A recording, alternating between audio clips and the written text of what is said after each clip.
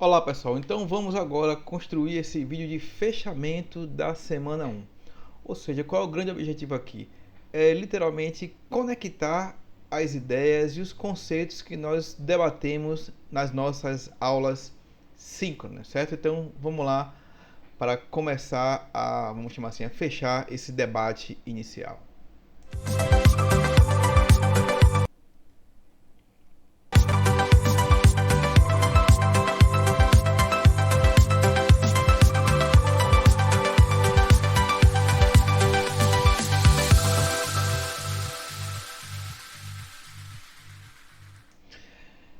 Então, certo, vamos lá. Como foi que nós começamos? Nós começamos pela a história da computação.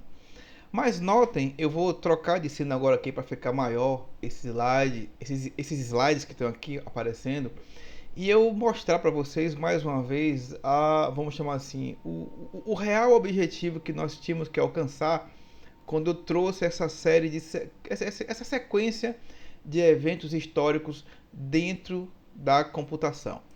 Então, vamos lá, deixa eu trocar de tela aqui. Tá. Então, eu comecei, literalmente, logo nas nossas primeiras aulas, a apresentar a história da computação. O que foi que eu mostrei para vocês? Eu mostrei uma série de inventos que o homem, a humanidade, assim, construiu para, inicialmente, vocês vão perceber que todos esses inventos, o grande objetivo era calcular. E isso não mudou por muito tempo, certo? Nós literalmente construímos grandes calculadoras, vamos chamar assim, certo?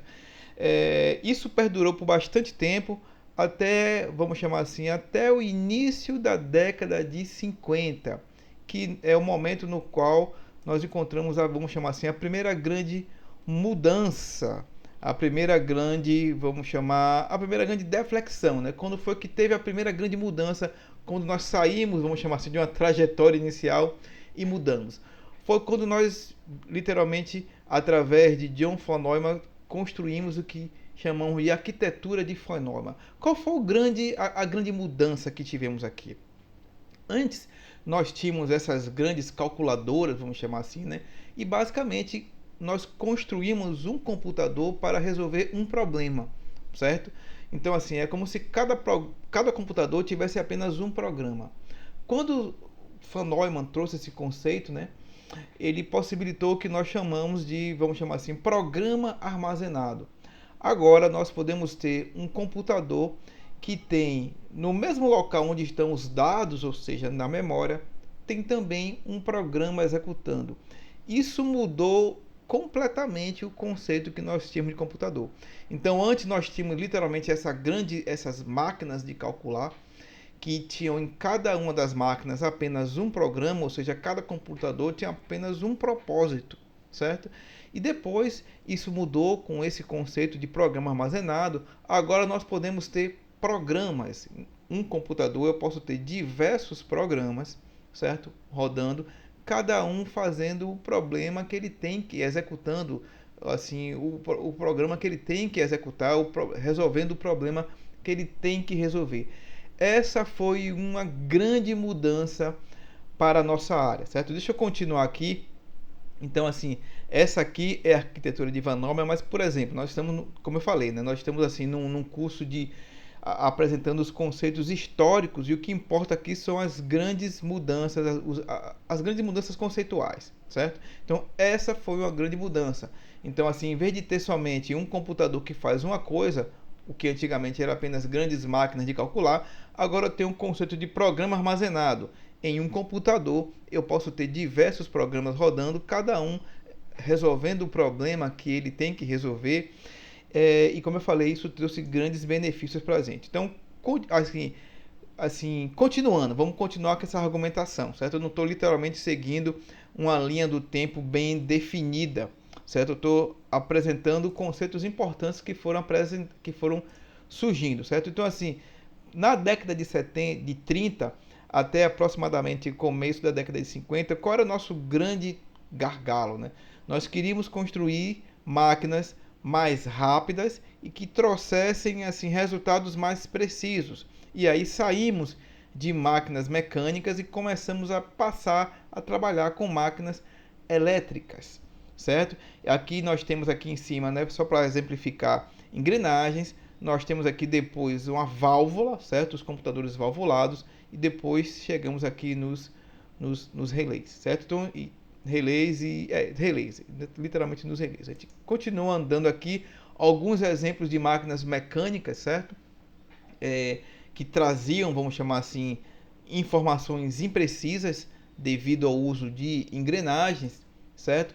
E aí começamos em direção a sistemas mais precisos, certo? Aqui ainda é um exemplo de uma máquina, vamos chamar assim, que utiliza engrenagem, e depois nós passamos aqui para máquinas mais precisas, máquinas digitais que traziam uma precisão maior nos resultados. Então vamos continuar aqui, trocar de tela.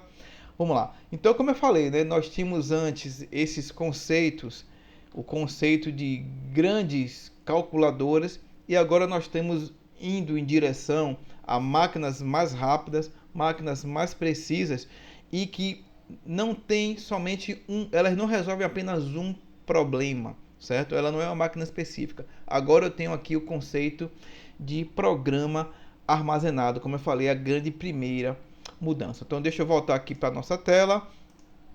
Vamos lá. Na década de 60 aconteceu também, né, nós dominamos a tecnologia que trouxe para a gente uma outra possibilidade muito interessante. Nós já temos aqui o conceito de programa armazenado, ou seja, a máquina não resolve apenas um problema, eu tenho a possibilidade de ter diversos programas rodando e cada programa resolvendo um problema diferente. E aqui eu comecei, como eu falo né, a humanidade começou a trabalhar e possibilitar esse conceito de miniaturização.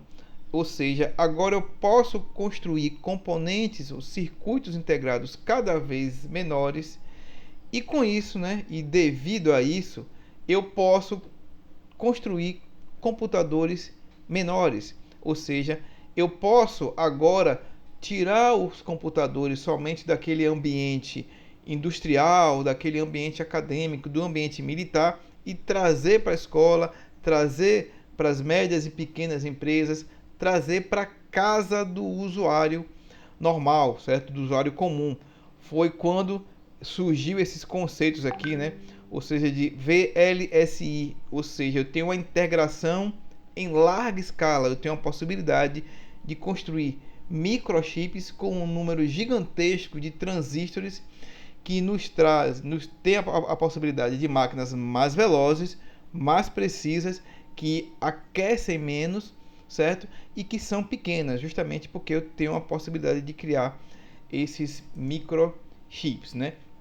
Aqui ainda mais uma vez, como eu falei, eu não estou seguindo a ordem assim perfeita da evolução do computador, só mostrando fatos históricos. Então aqui eu tenho, né, como eu mostrei lá atrás, né, engrenagem, válvula e os relés. Aqui eu mostro os transistores, certo?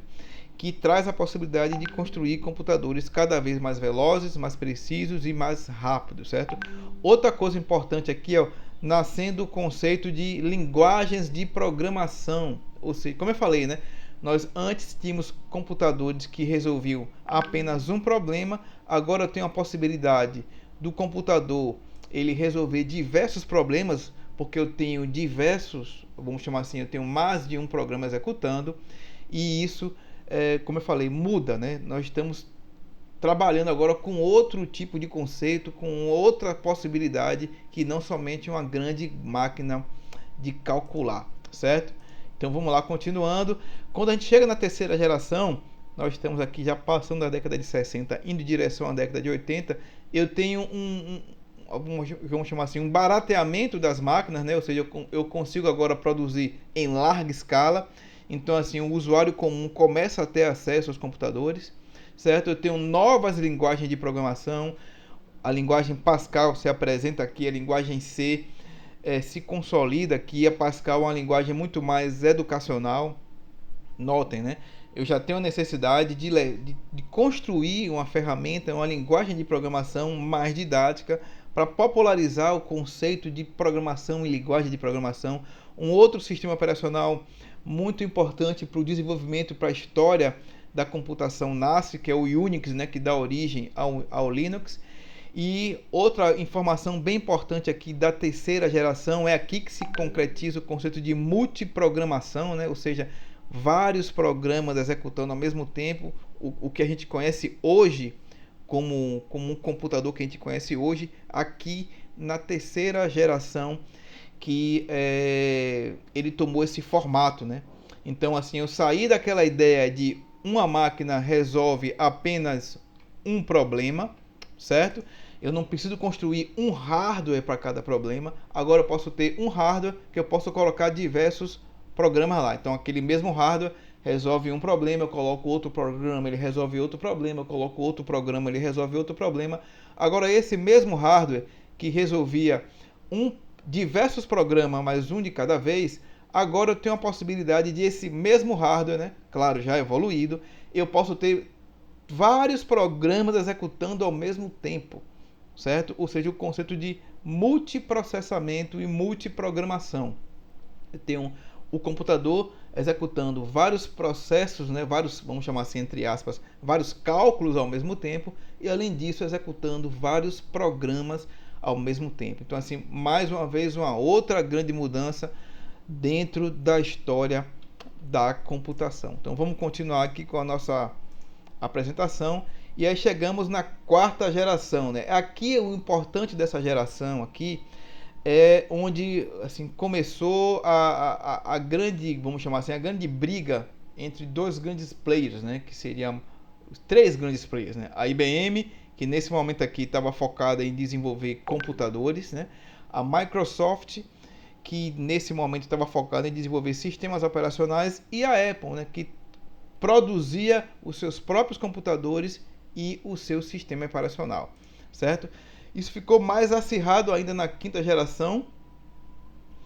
E aqui, né, tem uma coisa bem interessante, mostrando aqui, ó, de 1990 até o período atual. Aqui é o momento importante para a gente levantar um questionamento. Será que ainda estamos mesmo nessa quinta geração ou já estamos em outro momento histórico, né? Uma sexta geração? A literatura não apresenta isso ainda, mas nós já conseguimos notar uma mudança de comportamento e de uso dos computadores. Deixa eu voltar para a tela aqui para mostrar para vocês. Ó. O que seria essa sexta geração, né?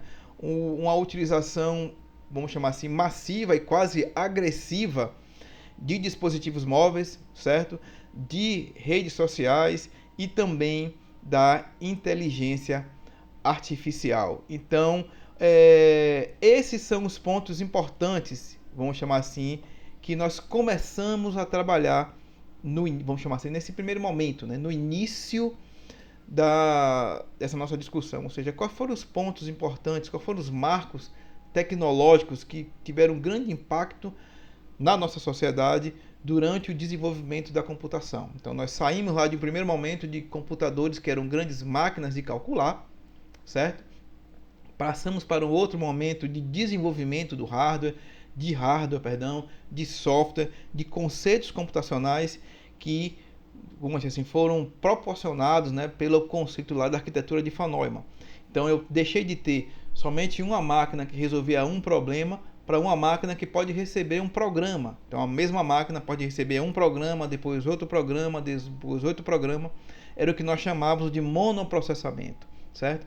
Esse hardware e esses conceitos evoluíram e fomos para o conceito de multiprocessamento, de multiprogramação.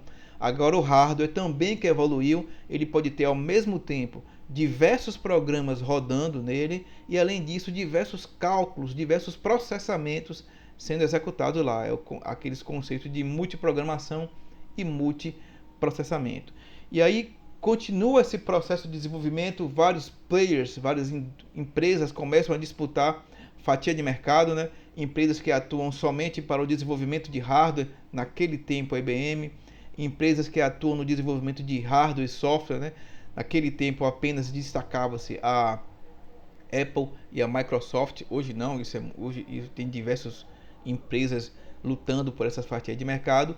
Isso se desenvolve até a quinta geração e, como diz a literatura, né, de 90 para cá estaríamos na quinta geração. Porém, nós já podemos observar uma nova mudança, como eu falei anteriormente, né, de comportamento e de uso dos computadores e dos dispositivos móveis, né, dos dispositivos móveis, perdão.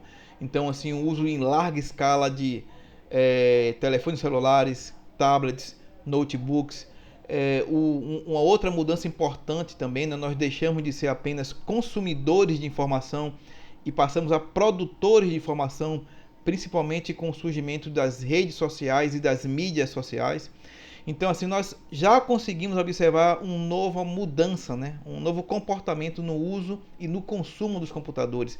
Talvez nós já estejamos em uma outra geração, em um outro momento, mas isso é papo para vamos chamar assim, um outro vídeo, certo? Então vamos lá, essa é a primeira parte, vamos para um segundo momento que nós vamos trabalhar com mobilidade.